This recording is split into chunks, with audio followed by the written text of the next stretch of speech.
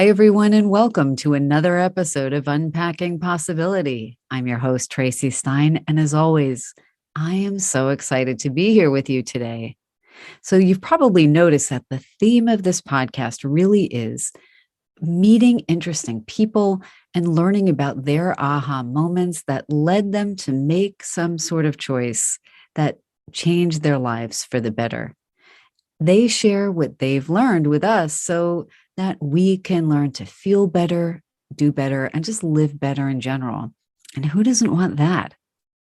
So today's guest is in line with that theme, and I think you'll really enjoy her. She's super relatable and has some terrific advice and information to share with us. Her name is Eliza Wong. She's actually not only an executive coach and a sought after speaker, she's a transformational leadership expert. She's worked with some of the biggest names in the tech industry, and she's author of the book that actually is just hot off the presses as we speak. It's called Living on Purpose: 5 Deliberate Choices to Realize Fulfillment and Joy. Now, Amy will go over tips and techniques that can be helpful for us so that we can really find out what it is we truly want for ourselves and start making those changes so that our lives are more in line with what really resonates with us. And we'll talk about examples even of how we can feel out of the flow or not in line with what we want. And you probably didn't know this, but we talked briefly about why lottery winners often are less happy than the rest of us. Strange, right? You wouldn't think that. But oftentimes we work for things or we think we need things, and then we need the next thing and the next thing and the next thing, and we're living in the future, and we keep on striving for different types of achievement or specific goals, and yet we're still not happier.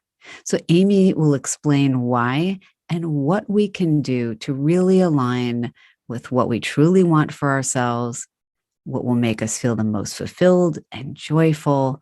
And really just the title, Living on Purpose, makes complete sense. And you'll see why by the end of the interview. But again, if you like the episode, please remember to like, share, and follow. Leave me a comment. And without further ado, let's get to the interview. Amy, welcome to the podcast. I'm so excited to have you here today. I love when people talk about things that can help us feel better, live better, do better. And your book really is all about that. So welcome. Thank you. It's truly a pleasure to be here. Thank you so much for having me. Oh, my pleasure. So there's so much for us to cover. But I was wondering if you might want to start with talking a little bit about yourself and your journey and your aha moment that led you ultimately to the work that you're doing. Yeah, absolutely. So I'm a leadership coach, and I work with a lot of leaders and teams on all things growth, transformation, and flow. And that's what I do now. And I've been doing this for about 10 years. And I didn't start here. I had no idea that I'd be doing this at this point in my life. My journey has brought me to this place. And I'm certain that the reason I do this work is because of what my genuine passion is, that has been true for me since I could talk. I mean, I have memories at such an early age, just fascinated with all things existence, fascinated with this idea that, thinking could be causative, fascinated with consciousness the moment consciousness was available as a concept to me as a child. And so those things really drove me and motivated me. And I was very passionate. And I think that's what prompted me to become so passionate about math, really, truly became obsessive about math. And so I studied that in high school and college. And I went to UC Berkeley and I got my degree in math. I was also a musician. And so very, very, very passionate about music. And, looking back, I can see that really it's a search for, and it's an experience of a kind of language and truth of this universe. And so that's how I experienced it at that point in my life. And then when I graduated from Cal, I ended up in the tech industry. I think it was just because of my competency with all things STEM, and I really loved it. And I was at Sun Microsystems for 10 years, and I ended up in many different roles. And I think the only two divisions I didn't experience there at that company was sales and finance, but everything else I got a really good experience of. And I would continually find myself in these roles where I was the go-between between, say, development and end user. And so I was really good at translating what was going on and articulating complex concepts in a way that people could hear and that people would then take action on. And I started to realize, oh, that's what I was doing in high school and in college, actually, because back in high school and college, I taught math and I loved it. Oh my goodness. I taught math and piano, and that love of teaching, it wasn't, yes, it was for the topic, but really what I was so enthralled with was just witnessing how it was that people took information in, and to be able to discern what it was that they didn't know that they didn't know. And I could hear that in their logic. I could hear that in their argument. I could see it in their body language. And I was fascinated with that. And I think I realized then at Sun, I was like, wow, that's what really drives me. And so then after I had my first child, who is going to be 14 in a couple of weeks, which is just wild to me. Oh my gosh, where does the time go? He was born in 2008, and I just had a big wake up call. And, there's nothing like your life shifting on its axis once you bring a baby into the world. And really it's everything that you thought you knew about yourself, like, just now it's in the spotlight. Is it true? And I really had to confront what I thought I knew about myself. And I call that period my breakthrough moment. And I recognized that, there was a whole part of me that I wasn't attending to. And I didn't quite know what to do about that. But I had this massive epiphany, which I have no other way to put it than a divine download, because that's what it feels like. It's like, boom, it just hit. And I woke up, and the message I got was, Amy, you're going about this all wrong. It's not about figuring it out. It's about feeling it out. And the wisdom in that statement truly integrated into every cell of my body. It wasn't a conceptual thought. It was this deep, full body knowing. And everything in that moment shifted.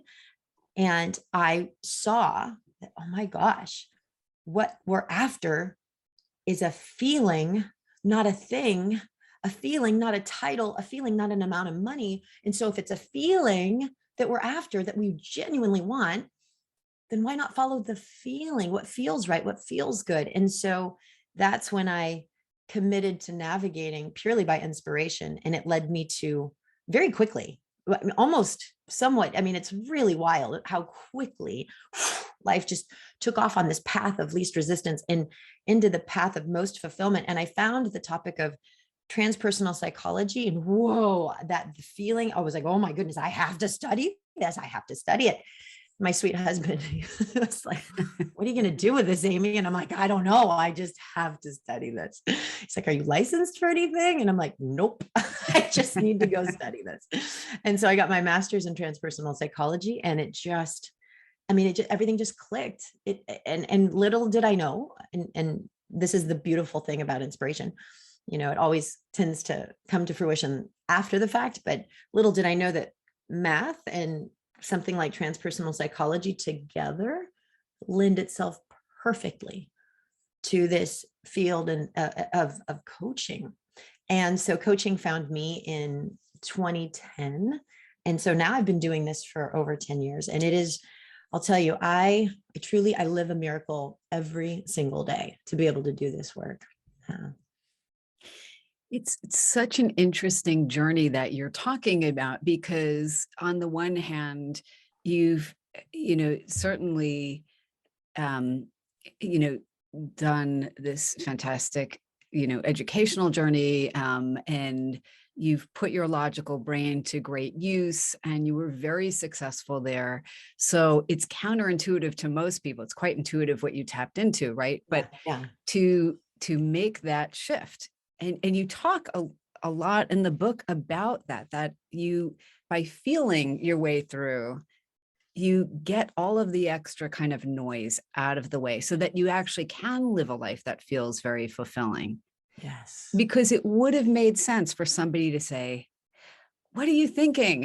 Yes. Leaving this very successful career that you have worked so hard for and done so well at, right? Yeah. This more kind of, you said you're working in STEM and technology specifically, and to then kind of make this kind of huge turn Yeah. off. You really had to trust yourself. It was 100% trust. And, and to this day, I still work at really honing that ability to listen and trust, because it's a art, and it's a skill, and it's a gift to be able to really discern between, is this me strategizing, figuring it out because this sounds like such a great idea and it makes sense on paper and it follows the formula where it's like, this is what we're supposed to do to have the good life. And, because there's a lot of excitement in, oh, what if I take that job? And then, oh, then I'll have that title, and, oh, and I'll have this. And so there's a lot of excitement in figuring it out oftentimes, because, it's the logical thing to do. And it's the admirable thing to do often. And so to really listen for that, the difference between that motivation versus this much deeper, oh, but this just feels right. And you can even notice how you talk to yourself. That sounds like a good idea. This feels right. That makes sense. This just totally lights me up. Right. And and it's really subtle. And it takes a lot to really listen. And I'll tell you, I still catch myself where I'm like, oh yeah, I'm feeling it out. And when in fact, it's actually, I'm figuring it out. And then it just bites me in the butt later. I'm like, all right, okay. Yeah. But it's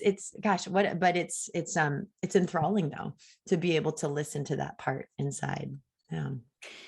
Yeah. And it's interesting because you're mentioning you have this degree in transpersonal psychology. And I understand that you just, referred to explaining to your husband that, oh, well, no, it's not something where you come with a license after. But what you talk about, what you've spoken about just now and in your book, is really a lot of what therapists would say with a client who is struggling, because you describe what I think is such a common phenomenon with people who are checking all the boxes and achieving all these things and still aren't happy. Right.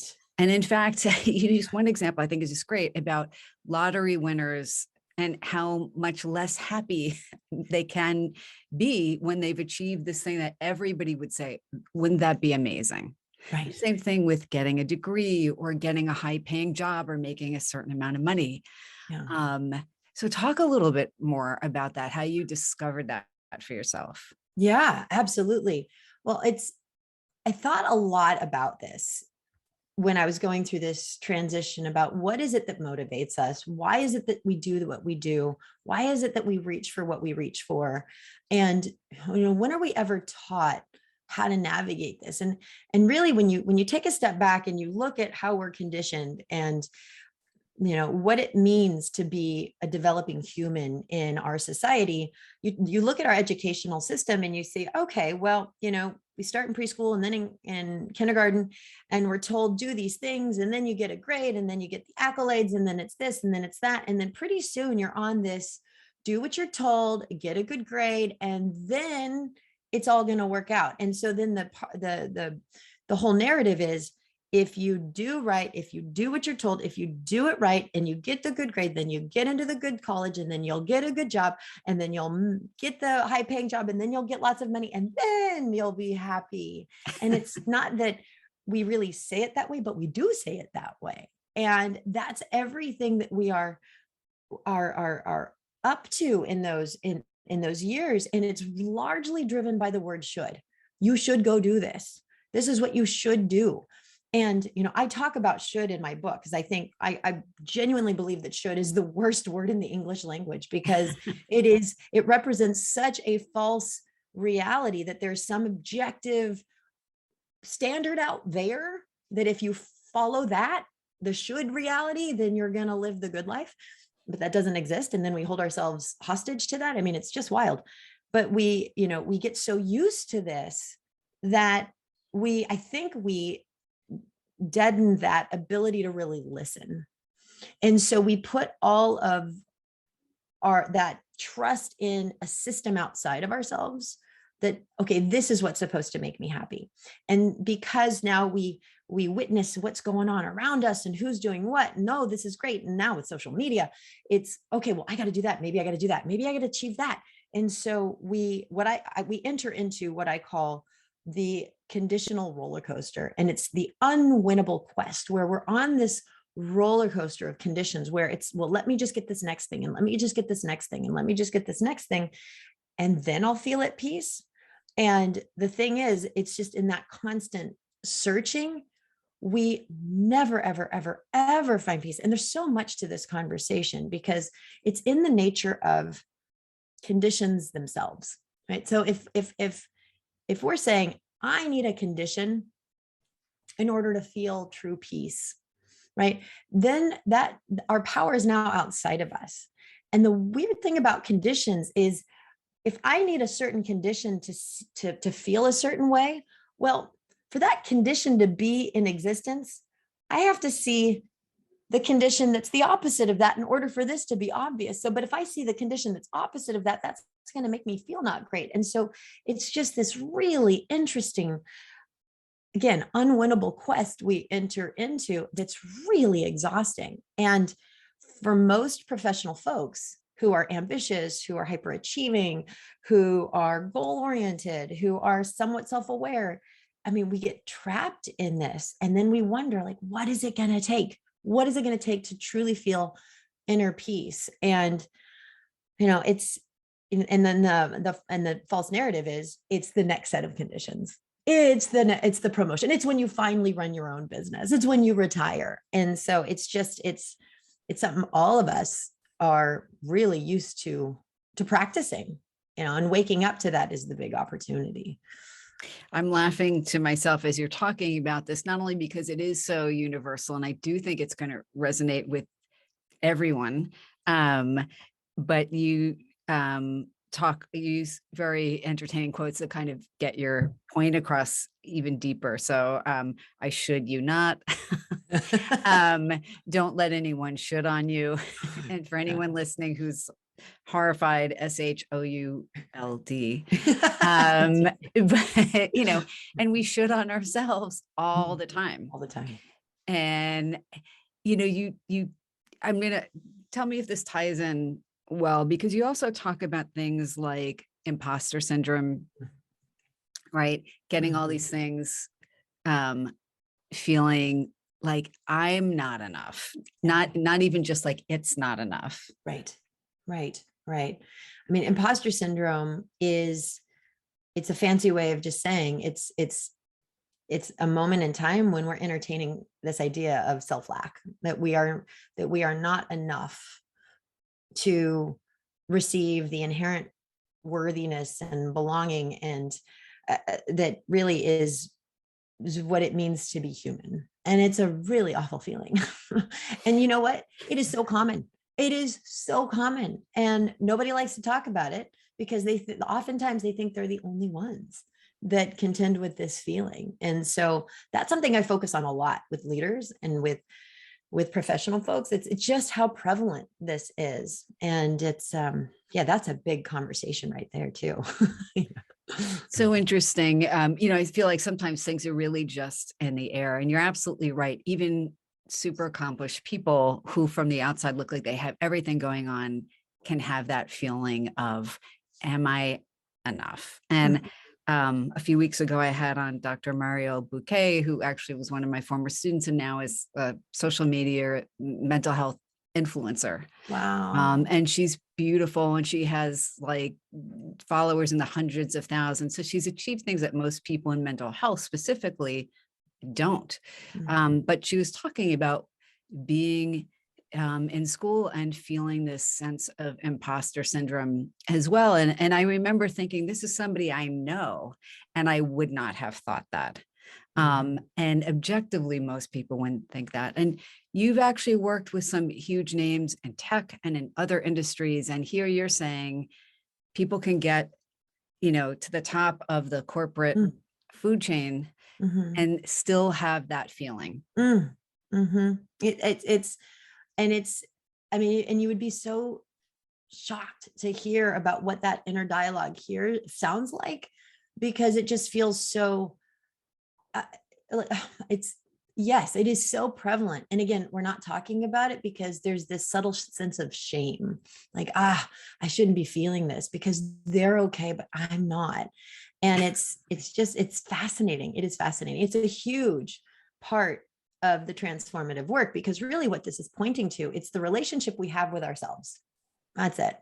And imposter syndrome really is a belief of lack. It's, I believe I'm not good enough in this now moment. And that relationship with self, I mean, there's so much to this, because that relationship with self, if I believe myself to be not good enough in this moment, that's my relationship. And that self relationship forms the lens we look through out to the world, which brings color and meaning and texture and to everything around us. And so, we think we live objectively when in fact, no, we're living through the lenses determined by this relationship we have with ourselves. And so if we want to catalyze true transformation, inner peace, growth for ourselves, it goes right to the heart of what is this relationship you have with yourself.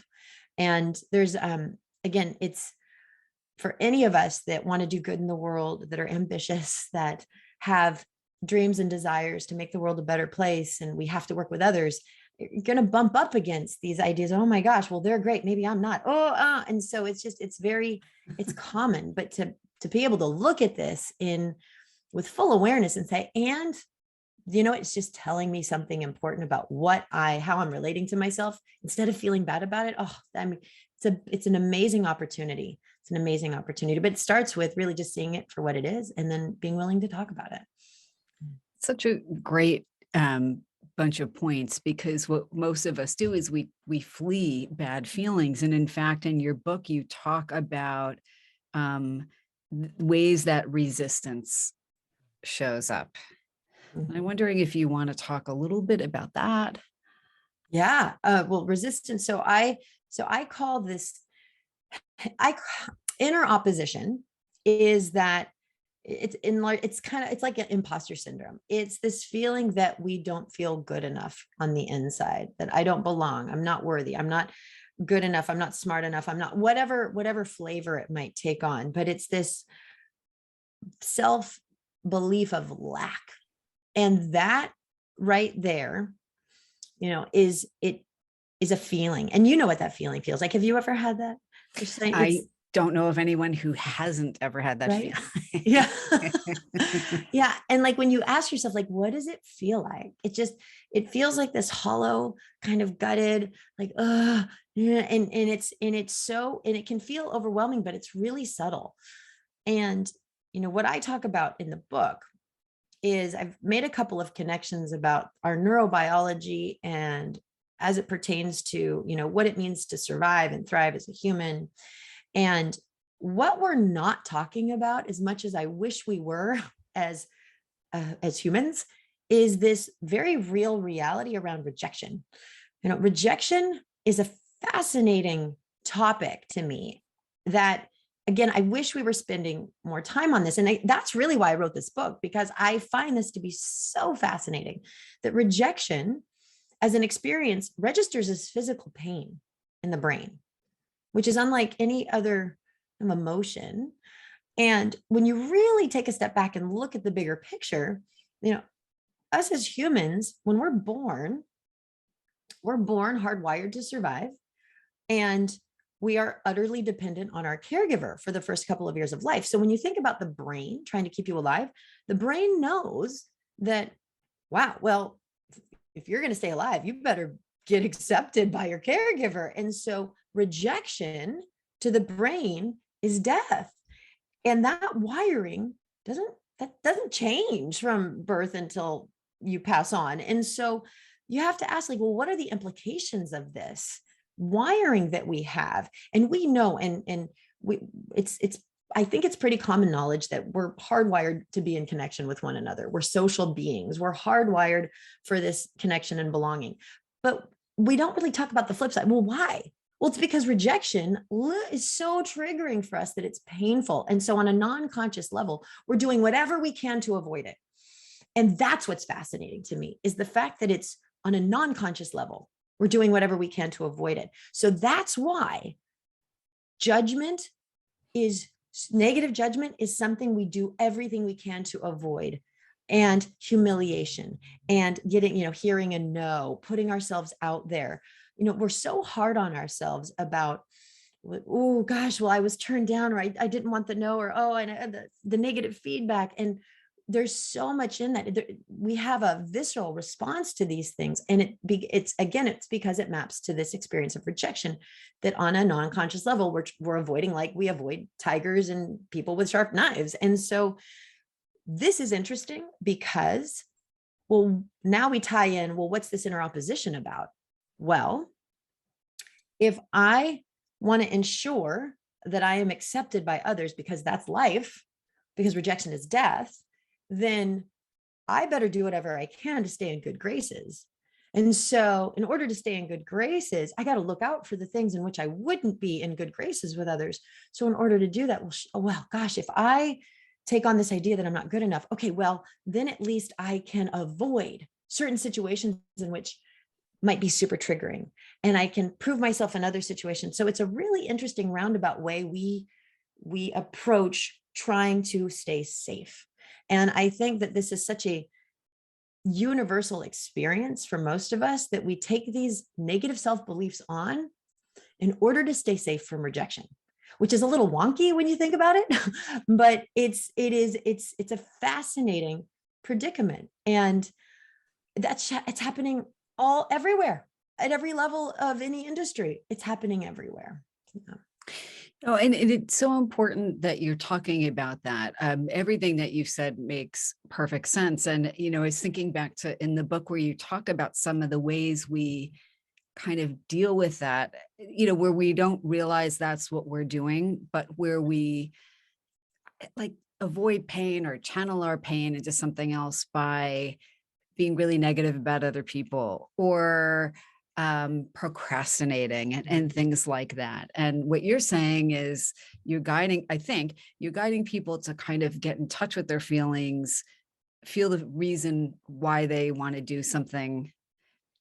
And it can help make better decisions. I mean, you were talking as an example, there's a little bit of a tangent, but in the book about even wanting to go back, we're thinking you wanted to go back and study physics, get a graduate degree.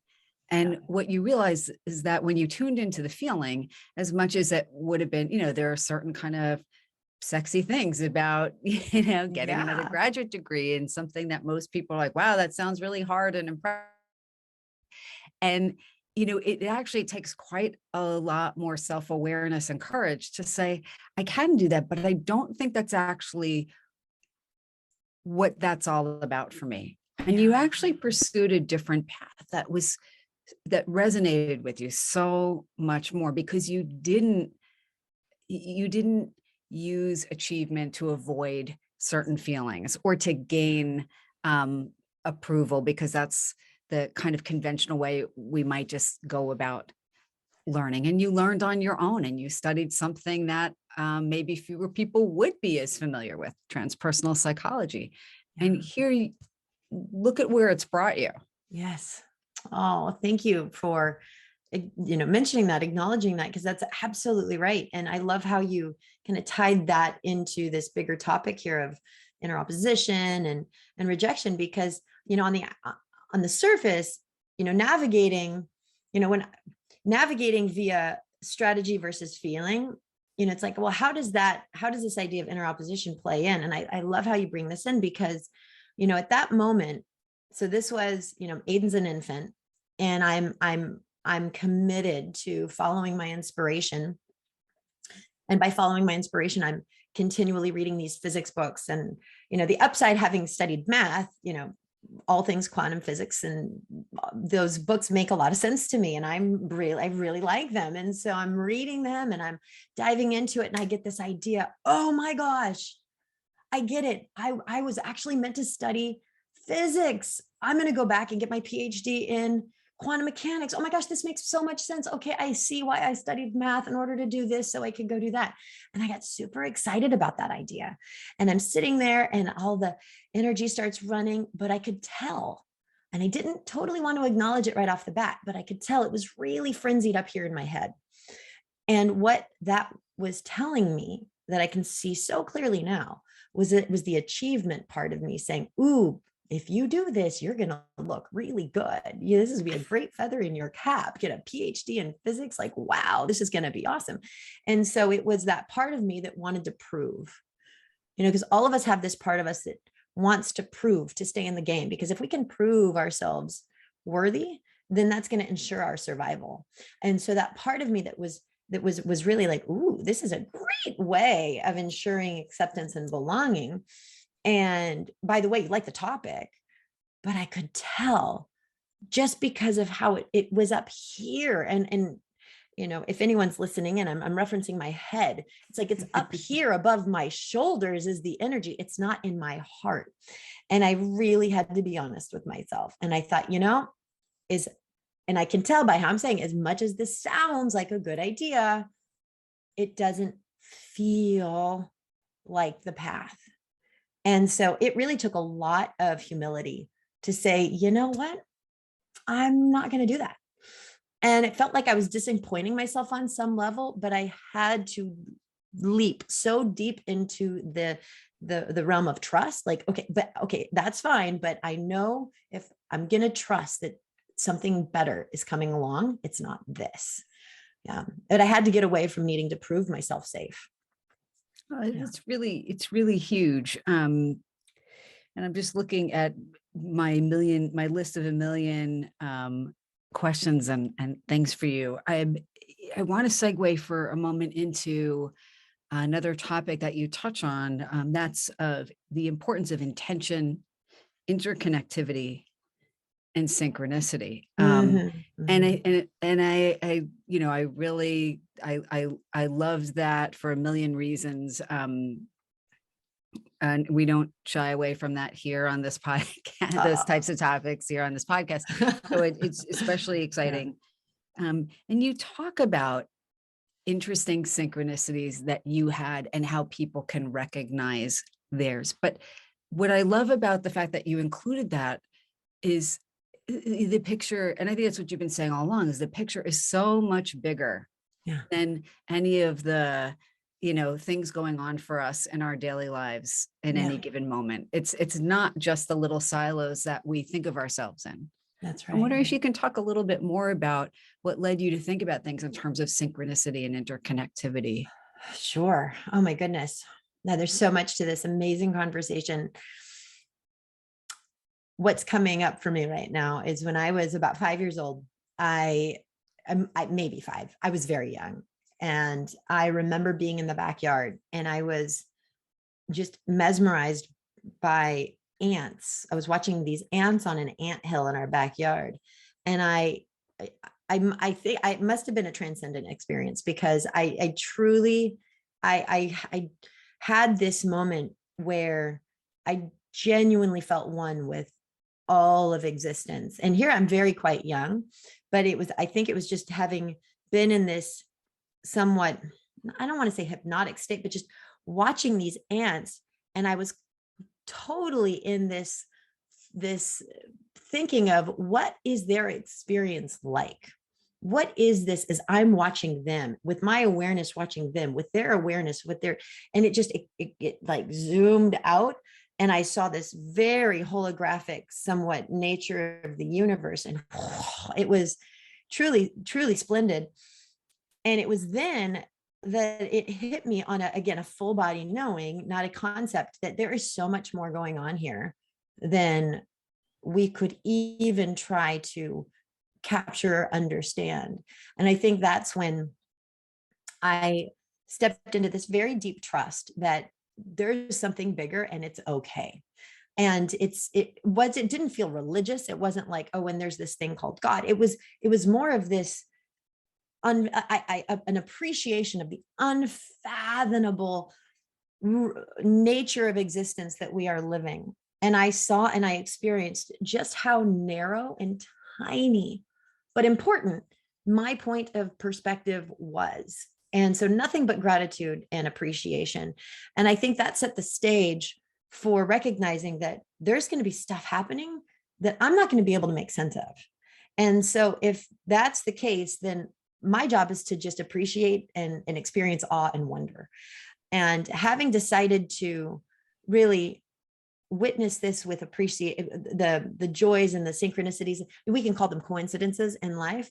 Like I chose early on that coincidences weren't happenstance, that there was something in this, something meaningful, something wonderful. And I'll tell you, that's a choice. Is it a truth? No, it's a choice. And I'll tell you, it's a really good feeling choice to see that there is meaning within these coincidences feels so much more rich and delightful than if it was just happenstance. And so I choose to see it that way. And in that choice, I have recognized that it grows and it grows. And so now I see it everywhere. I mean, just last night it actually happened. And I was laughing with just last night, I was watching the moon. It was a full moon and it was supposed to be the blood moon last night. And I'm mesmerized by it. And we're just about to go to bed. And I'm thinking about something that, anyway, it was a delightful coincidence. And sure enough, like I had to chuckle to my husband. I'm like, gosh, it happens all the time. These synchronicities, we must be plugged in all the time. It's just, and it feels so good. It feels so good. But again, it's a choice. It's a choice to view it this way. Yeah. And I want to get to the topic of choice more in a moment. You're talking about synchronicities made me, I forget I hope it comes to mind. I might be having a senior moment, but there's an example in the book that, it made me think of,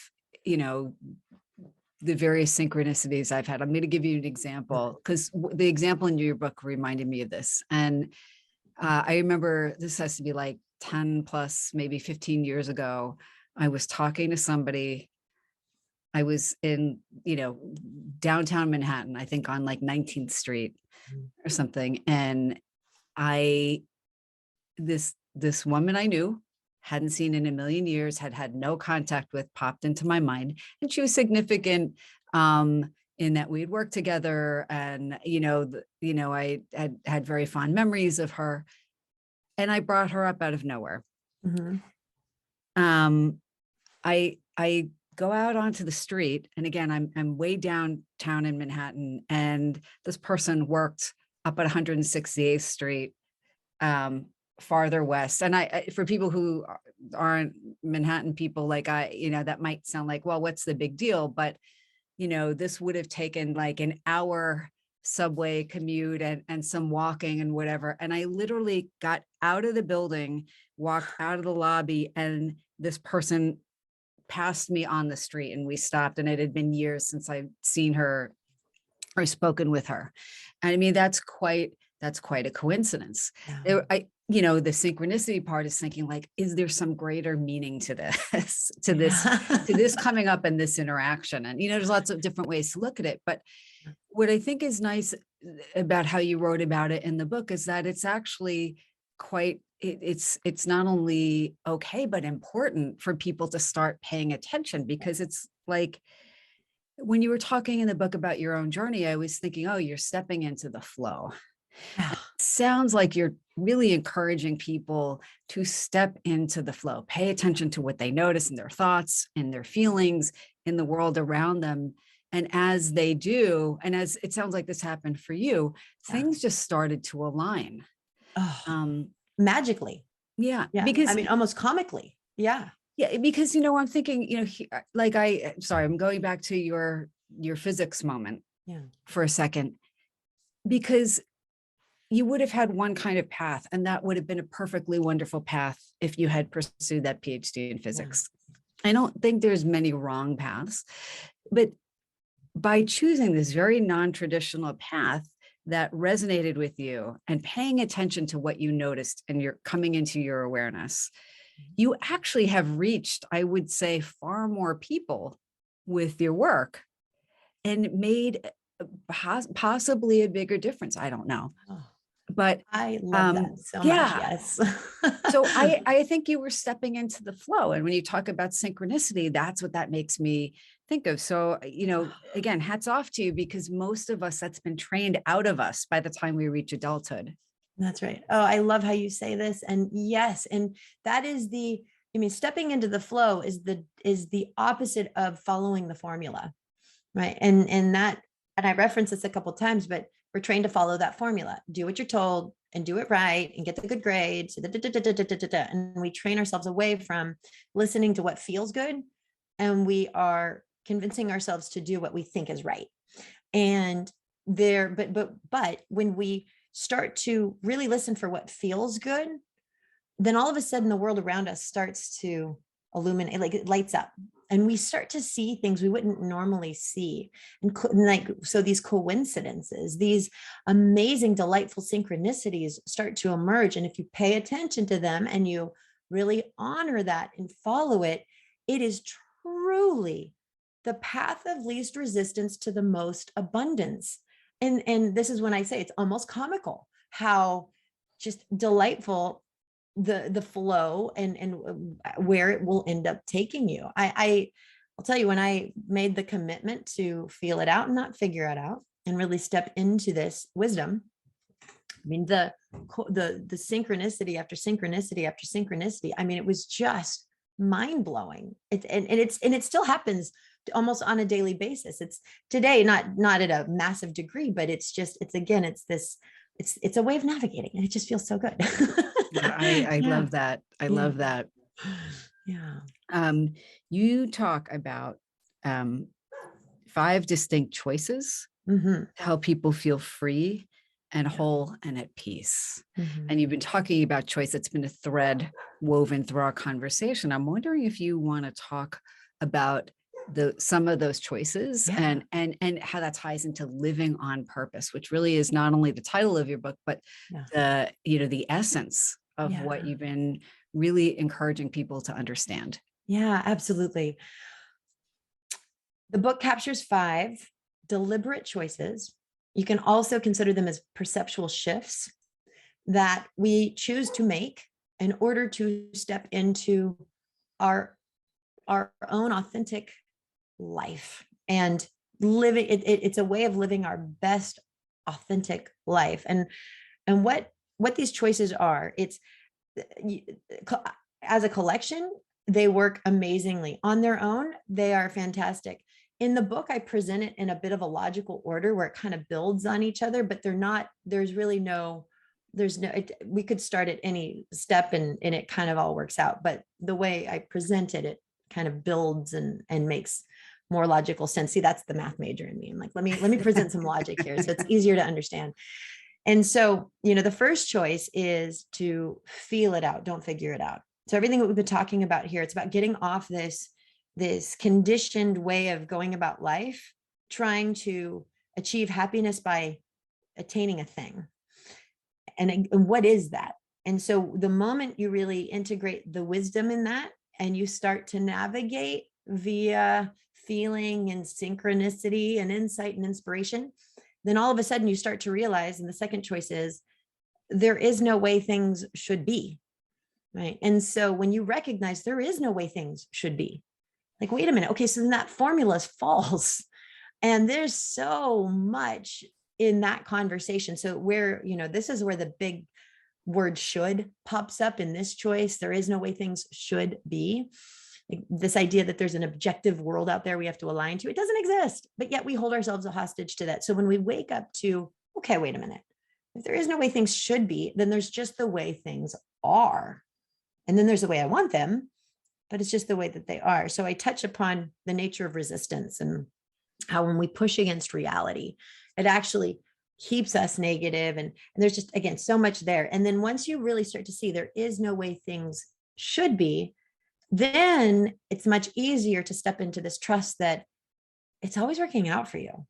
It's always working out. And that it's, it's where, and this one can be a tough one for folks because they're like, no, it's not, that when my, pet tragically died, that wasn't working out for me. I'm like, so this is a big conversation because what I mention and what I talk about is I'm like, okay, look at the nature of reality here. We live in this reality that requires duality. Like I cannot have up without down. I cannot have light without dark. I can't have birth without death. I cannot have sadness without joy. I can't, there's a duality here. And so, because of the formula, I think all of us become entrained to, we want to believe that growth is linear and growth only happens in the light. But growth happens equally in the light and the dark. And in fact, I think we grow the most in the dark, just like a seed. You got to plant it deep in the ground in order for it to be in, dark, stinky soil, in order for it to turn into an oak tree. And so there's this duality. And so for us to push against the stuff of life and not, you see it as the fertilizer that it is, it really just holds us back from living our best life, living on purpose. So that's the third choice. The fourth is my favorite. Well, all of them. I love all of them. But the fourth is so important because this is the one that really unlocks freedom. And it's the choice to know that you're already whole and complete. And I'll tell you, Dr. Stein, I mean, that just sounds like such a cliche for most people. It's like, all right, I'm already whole and complete. But it's true. I propose that really there's a lot going on in here that we realize, and I make a strong argument for why that's true.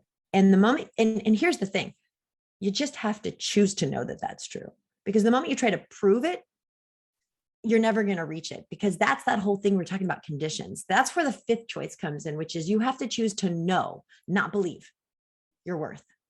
So those two kind of work together. And this is so important. And the difference between knowing and believing is profound. And when we get what freedom comes with the choice to know versus choice to believe, that's when there's a massive unlock. And that's when we live objectively instead of at the mercy of conditions and trying to navigate and stay safe. And so all of these together work wonderfully well. And then, you could open up any chapter and it's to whatever choice you're in, and it kind of works on its own, but it's, it feels magic to me. They're really great points and choices to make. Amy, I'm wondering, is there something that we haven't covered that would be important for us to cover?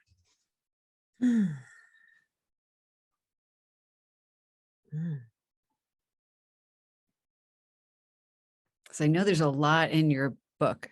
So much. Yeah, there is. Gosh, there's so much. It's, we kind of touched upon this, but I love to focus on the importance of this, but sure. And it just makes it easier to think about. But, all of us, we all want to feel good. That's just what it all boils down to. We all want to feel good. We want to feel whole. We want to feel meaningful. We want to feel purposeful. And we want to feel a certain way. And I think that we lose touch with that really what we're after is a feeling state. And we become conditioned that really what we're after is a thing. Like, okay, well, let me get my schedule under control so I've got more time. Okay, sure. Well, let me work harder so I can get that bonus. Or let me, start making these moves to start my own business. And it's like, yes, we want those things, but really what we want is the feeling we think we would have as a result of having the thing. And we lose touch with that ultimate endpoint. And we put all of our focus on the thing. And as we attempt to achieve the thing, and we have forgotten about what it's really about, we will start navigating in such a way that we start to forsake the feeling because we think it's all about the thing. And, for this book to really click and make sense, it's important to recognize that that is just the truth. All of us are after a feeling. So if it's that we're after a feeling, then listening to what it is that we feel, honoring what it is that we feel, honoring how something makes us feel, what it is we want to feel, like that is such a rich, amazing first step. And I get a lot from folks, well, I don't know how to feel. I've deadened my ability to feel. I don't think I can feel my emotions. I don't. And so there's a lot to talk about in that regard. And at the same time, this amazing thing about being human is that we do have feelings and we do have a desire to feel good. And so the first step to live on purpose is to really just acknowledge this at such a basic fundamental level. And right there, when one begins to just acknowledge that it's pretty amazing how all of a sudden things start to illuminate, kind of click and starts to make sense. So I would say very basically and very simply that the invitation really is at that very foundational level. Oh, that's wonderful. Amy, I'm really enjoying reading your book. I have so enjoyed speaking with you today. Your book, again, for everyone, is Living on Purpose, 5 Deliberate Choices to Realize Fulfillment and Joy. It comes out May 24th, which is right around the corner. Yay. Yes. Where can people get your book and how can they learn more about you and your speaking and your coaching and so forth? Absolutely. So my website is alwaysonpurpose.com. And I have a lot of information about what I do in the world and articles and references, resources and speaking and all that fun stuff. So alwaysonpurpose.com to learn more about me. My book is on Amazon. It's on Barnes and Noble. It's going to be available where all books are sold come May 24th. But if you want to pre-order now, Amazon's probably your best bet. And however, I did hear that a couple folks have shared with me that Barnes and Noble started shipping them. So I'm like, oh my gosh. Oh, wow. So, like, how did that happen? So depending on how eager you are, you can do Barnes and Noble or Amazon. And then lastly, I love LinkedIn, and I'm not very much on the other social media platforms at all, but LinkedIn I do really appreciate. And my handle is Amy Eliza Wong, and Eliza is Eliza. Yeah, Amy Eliza Wong. But so thank you so much for having me. No, thank you so much for coming. Okay. So Amazing. thank you again for coming, Amy. So nice to meet you. And this has been another episode of Unpacking Possibility. I hope you enjoyed it as much as I did. And please remember to like, share, and follow. And until next time, be well.